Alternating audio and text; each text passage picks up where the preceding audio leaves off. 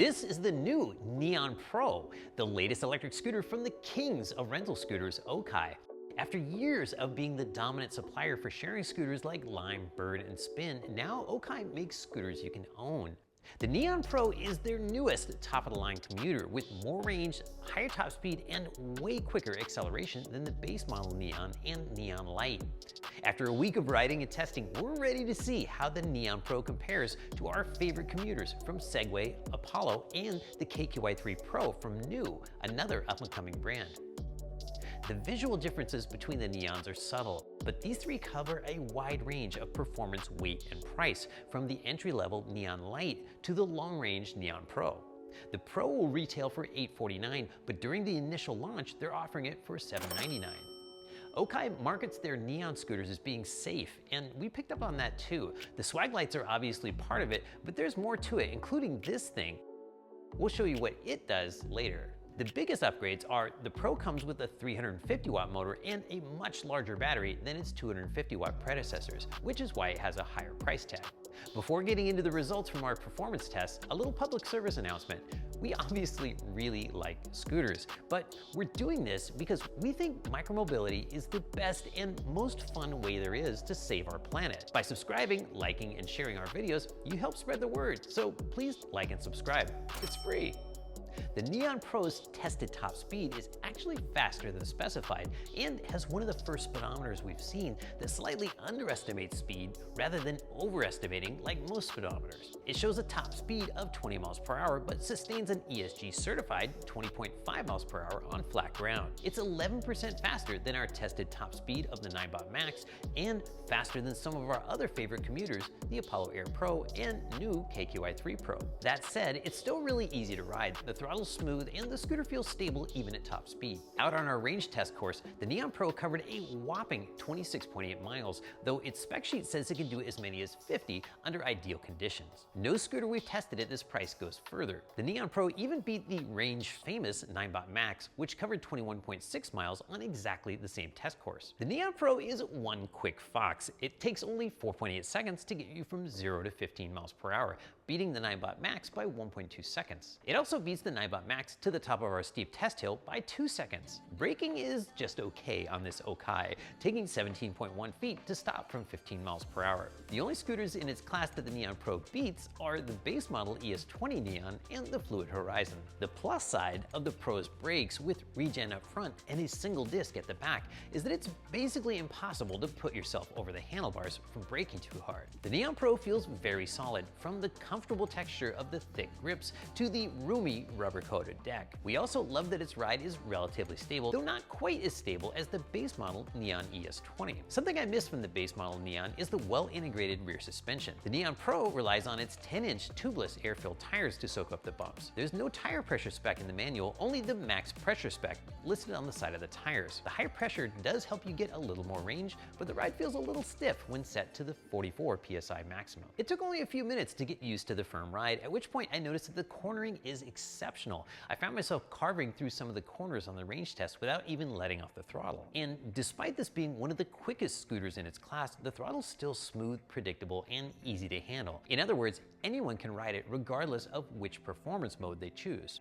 Speaking of performance modes, this app gives the rider an additional level of control over how sporty you'd like your ride to be. Like usual, there are 3 ride modes that limit top speed, in this case to an indicated 3, 9, or 19 miles per hour. But what's different is you can also set the intensity of the acceleration to standard or sport, though the difference isn't huge. After making millions of rental scooters for companies like these, it's no surprise that Okai knows how to make durable and reliable scooters for private use.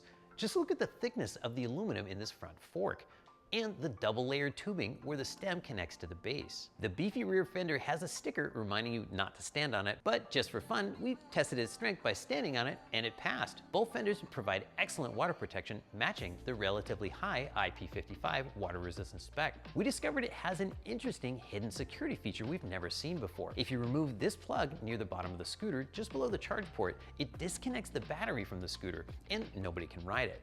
It's securely fitted so it won't fall out, but they do give you a spare in case you remove it and lose it.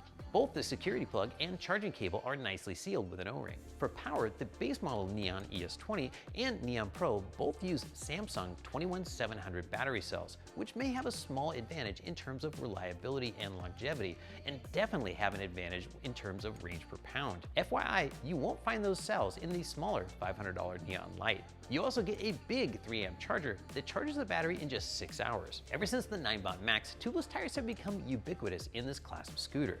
We love tubeless tires because they're nearly impervious to pinch flats, one of the most common types of flat tires. And if you get a puncture, tire sealant works much better in tubeless tires than in tube ones. Though unlike the Max, the Neons don't come with tire sealant pre-installed. And what probably stands out the most about the Neon series are the swag lights. If our loyalty were up for sale, good lighting might be the best currency. The swag lights on the Pro are programmable, so you can set different colors for when the scooter is being ridden, sitting still, unlocked, in standby mode, or when charging. And when charging, the light bar also acts as a progress bar for charge status. Another standout feature is the Pro's deck. It's covered with rubber that has a diamond pattern and has good grip and is easier to keep clean than grip tape. There's also plenty of room to move your feet around during long rides. Like the base model Neon, the Pro has a bag hook on the stem just in case you're out shopping. I'd recommend keeping the contents to 5 pounds or less, basically the weight of a 6-pack, just so it doesn't upset the scooter during hard braking. The Neon Pro shares the same ultra-modern color LCD display as the base model Neon. It has 3 switchable faces, though we definitely prefer the 2 with large digital speedometers, as they're the easiest to read in bright sunlight. But as with most displays, we still wish it were even brighter. The controls are very simple: thumb throttle on the right and mechanical brake lever on the left, which also activates the regenerative front brake. The cockpit design is super clean and makes the Ninebot Max just look old. The app gives the user quite a bit of control: cruise control, 0 start, speed, sport mode, settings for lights, charging, and riding. The folding mechanism is outstanding and so easy to use you can even do it with your feet.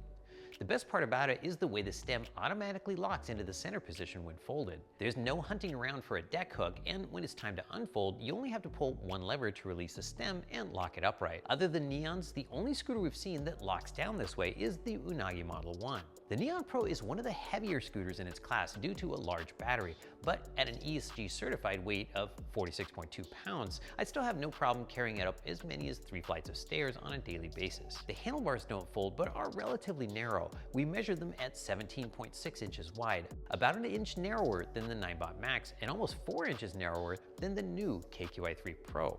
Safety is one of the Neon Pro's superpowers. For the scooter's safety is this feature we mentioned earlier that disconnects the battery, preventing others from riding it. You can also lock the scooter in 3 ways: via an NFC keycard, an NFC-enabled device, or the mobile app.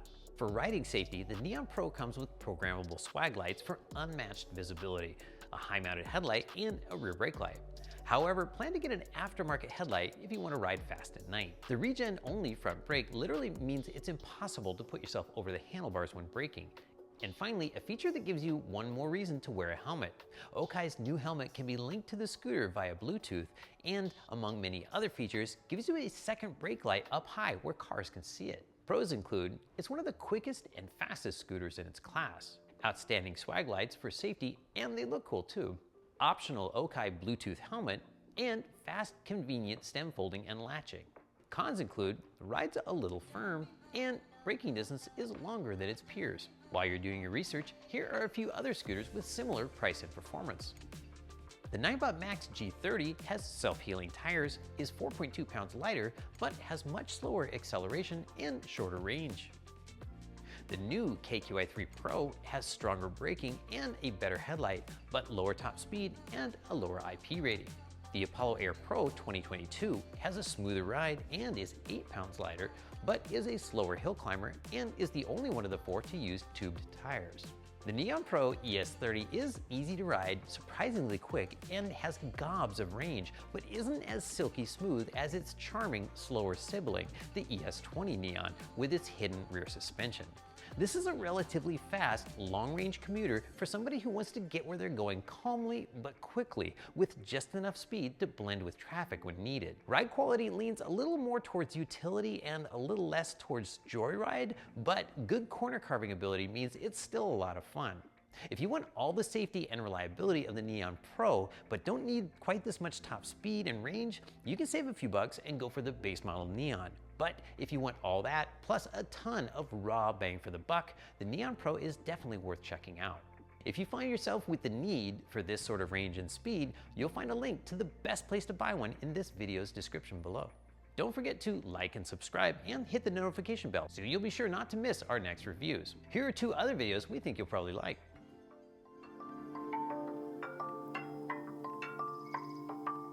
You